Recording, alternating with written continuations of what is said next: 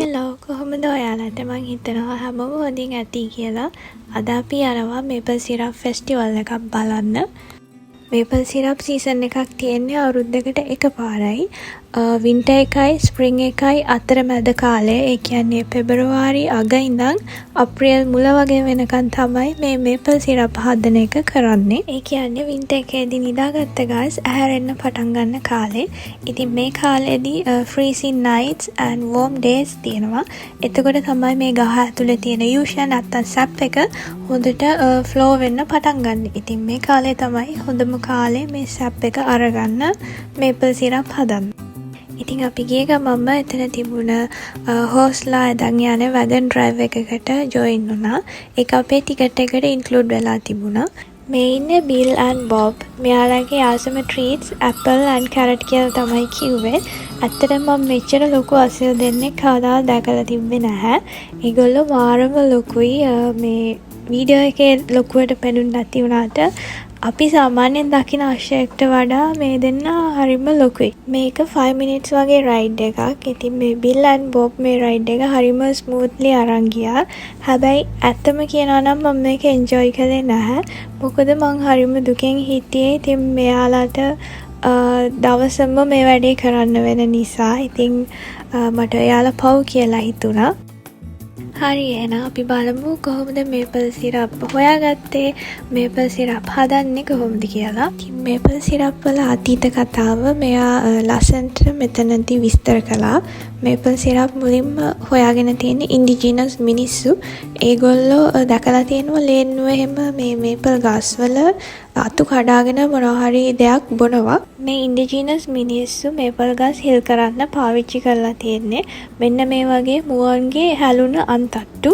ඉතින් යාලට මේවා ඕන තරම් හොයාගන්න තිබිලා තියෙනවා. මොකද මුවෝ අවුරුද්දකට සැරයක් යාලගේ අන්තට්ටුව හලන නිසා. යාලා මේ මේපල් සැප් එක එකතු කරන්න පාවිච්චි කරලා තියෙන්නේ මේ වගේ ලී වලින් හදපු භාජන. එමත් නැත්නම් ක්ලේ තිබුණ කට්ටිය ඒ ක්ලේ නැත්නම් මැටි වලින් හදපු භාජන තමයි පාවිච්චි කරලා තියෙන්නේ. මේ එකතු කරන සැප් එකේ නැත්නම් යුෂවල වැඩිපුරම තියෙන්නේ වතුර. ඉතින් අපිට මේපල් සිරප් හදා ගන්න නම් මේ වතුර ටික වාෂ්ප කරන්න ඕනේ. ඉතින් ඉන්ඩිජිනස් මිනිස්සු මේ එකතු කරන සැප් එක ඔක්කොම ගබඩා කරලා තියෙන්නේ මෙන්න මේ වගේ ගහක කඳක් කපලා හදාගත්ත භාජනයක් වගේ එකක. ඉතින් මේක කෙලින්ම ගින්දර උඩ තියලා රත් කරලා වතුර ටික වාෂ්ප කරගන්න බැරි නිසා ඒගොල්ලෝ පාවිච්චි කරලා තියෙනවා හොඳ ට්‍රික් එකක්. ඒ තමයි එයාලා මුලින්ම ගින්දරට ගල් දාලා ඒවා හොඳට රත් කරලා ඊට පස්සේ ඒ රත් වෙච්ච ගල කෙලින්ම මේ මේපල් යුෂ ගබඩා කරලා තියෙන එකට දාලා තියෙනවා. එතකොට ඒ රස්නෙට ඒකේ තියෙන වතුර වාෂ්ප වෙලා යනවා.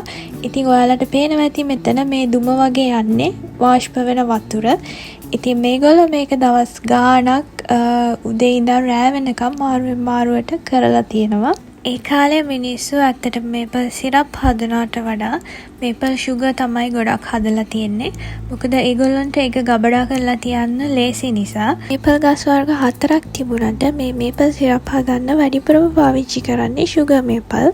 මොකද ඒකේ තියෙන සැප් එකේ ෂුගර් කන්ටෙන්ට් එක වැඩි නිසා. වැඩි කියලා කිව්වට ඒකත් 4ක් වගේ තමයි ෂුගර් තියෙන්නේ. අනිත් ටික ඔක්කොම වතුර.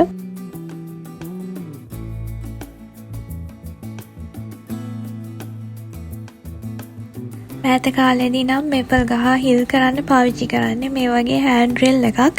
ඉතින් මේ මේපල් ගහ හිල් කරන එකට කියන්නේ ටැප් කරනවා කියලා. ගහ ඩ්‍රිල් කළාට පස්සේ මේ යුෂ කලෙක්ට් කරගන්න එක මෙතඩ් එකක් තමයි මේ වගේ මෙටල් භාජනයක් ගහට හයි කරන එක. ඔයාලට පේනවා ඇති මේ බිඳුව වැටෙන්නේ සැප් එක. එහෙමත් නැත්නම් මේපල් ගහේ යුෂ. මේ වගේ බකට් 40කින් තමයි එක මේපල් සිරප් බකට් එකක් හදාගන්න පුළුවන්. මේ තියෙන්නේ ඉස්සර කාලේ ඉඳන් මේපල් යුෂ කලෙක්ට් කරන්න පාවිච්චි කරපු භාජන. මේ වගේ සැප් එක ගන්න තෝරගන්නේ healthy mature diameter එක නැත්නම් ගහේ කඳේ පළල at least 10 inches තියෙන ගස් තමයි. ඒ වගේ ගහක එකපාරක් ටැප් කරන්න පුළුවන්. ඊට වඩා ලොකු ගහක බකට් 2ක් හෝ 3ක් උනත් ටැප් කරන්න පුළුවන්. ඉන්ඩිජිනස් මිනිස්සුන්ගෙන් පස්සේ මෙහෙට සෙටල් වෙන්න ආව කට්ටිය ඒ කාලේ මුළු පවුලම එකතු වෙලා තමයි මේපල් සිරප් හදලා තියෙන්නේ.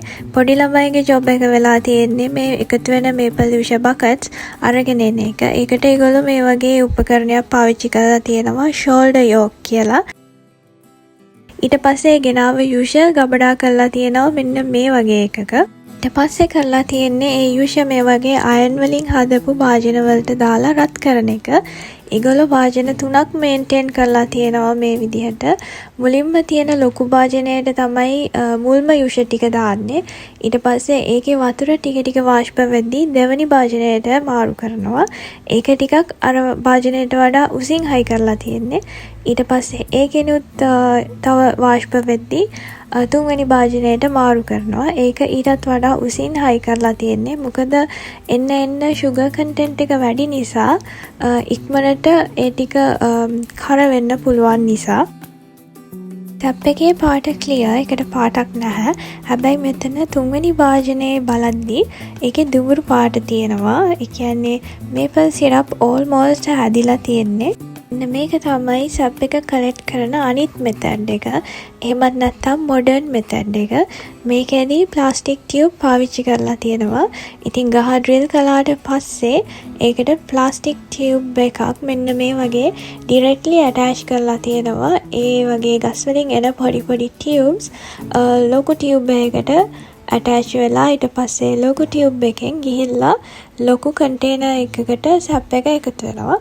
එතකොට එක ගහෙන් වෙනම සබ් එක කලෙක්ට් කරලා අරන් යන්න ඕනේ නැහැ. මේක තමයි මේපල් සිරප් හදන මොඩර්න් මෙතඩ් එක. මේකේ මේ වගේ පෑන්ස් දෙකක් තියෙනවා. පළවෙනි පෑන් එකට මේපල් යුෂ දාලා 2 to 4 hours වගේ කුක් කරනවා. නැත්නම් එවපොරේට් කරනවා. ඊට පස්සේ ඒක මාරු කරනවා අර පොඩි පෑන් එකට. ඒකෙත් තව පැය දෙකක් විතර එවපොරේට් කරනවා කියලා තමයි කිව්වේ. ඊට පස්සේ මෙතන මේ ටැප් එක ඇරලා මේපල් සිරප් ගන්න පුළුවන්. ඉතින් මේ එන මේපල් සිරප් මේ වගේ අර පොඩි ක්ලෝත් එකක් පාවිච්චි කරලා පෙරලා තමයි අරගන්නේ. ඊට පස්සේ අපිට මේපල් සිරප් ටේස්ට් කරන්න හම්බුණා. මේපල් සිරප් වර්ග 3ක් තියෙනවා. ඉතින් මේ අපිට දුන්නේ ඩාර්ක් මේපල් සිරප්. ඉතින් මේපල් සිරප් ට්‍රේල් එක ඉවර කරලා ඊට පස්සේ එතන පොඩි අවුට්ලට් එකක් තිබුණා මේපල් ප්‍රොඩක්ට්ස් ගන්න. ඉතින් අපි ඒකේ ලස්සන ඉන්ටරෙස්ටිං ප්‍රොඩක්ට්ස් ගොඩක් තිබුණා. ඉතින් අපිත් ගත්තා මෙන්න මේ පැක් එක. ඒකේ තියෙනවා අර මං කියවනේ මේපල් සිරප් වර්ග 3ක් තියෙනවා කියලා. ඒකේ amber, dark and very dark කියන මේපල් සිරප් වර්ග තුනෙන්ම පොඩි බොටල් එකක් ගානේ තිබුණා. ඊට පස්සේ මේපල් කැන්ඩිස් දෙකක් ගත්තා and මෙන්න මේ තව මේපල් බොටල් එකක් අරගත්තා. ඉතින් මේ තියෙන අර මේපල් කැන්ඩි එක ඒක මේපල් කොලේක හැඩයට තමයි හදලා තිබ්බේ.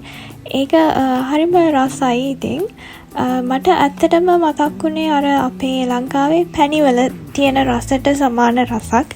ඉතින් මෙහෙම තමයි මේපල් සිරප් කතාව ඉවර වුණේ. ඉතින් මගේ වීඩියෝ එක බලුවට ඔයාලට ගොඩක් thank you. මං හිතනවා ඔයාලා මොනවා හරි දෙයක් ඉගෙන ගන්න ඇති කියලා මේපල් සිරප් ගැන. ඊළඟ වීඩියෝ එකෙන් හම්බ වෙනකන් සතුටින් පරිස්සමින් ඉන්න. bye.